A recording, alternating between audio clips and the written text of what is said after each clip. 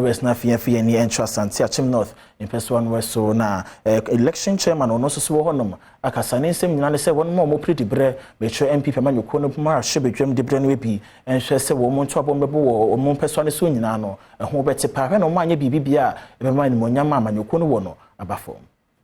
So do we near to Asante Akyem North in person West so NPP amanyoko ne mpanyife wo honom no e de nsem bia to dwa wo kire se anhwa afiwe mrashe bedwam de bra konwa no emu ebeye hyepa na sesie no opanyi ba ko a ono so akofa nkrata ya wo hwese obetumi apre de bra no webi Steven Obensaka no panyi ne nsem bia wode ya to dwa ene se wo hwese grassroots no ebenya ne mogidie na omo nyina to maba ediama ne se de beya ampeso ne so no obetumi ama wo mu ehunu puntuo.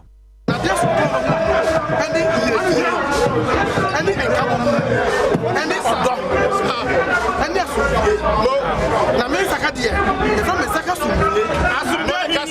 Adom sakanye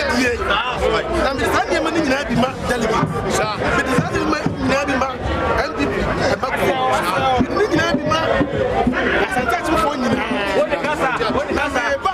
ama ona mo Adom ba redu Asante Akyem a na e ka ba asa ba bia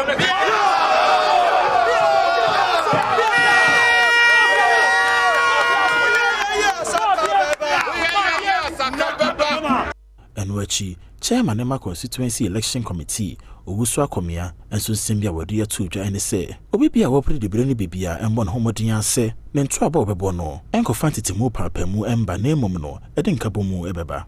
nkabomu na ni fix sese sene be ya sa competition bi na nkabomu ho the expedient bi the best part mo ya ko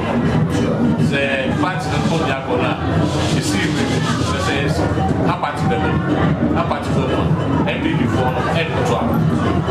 NPP one half of making the age and this there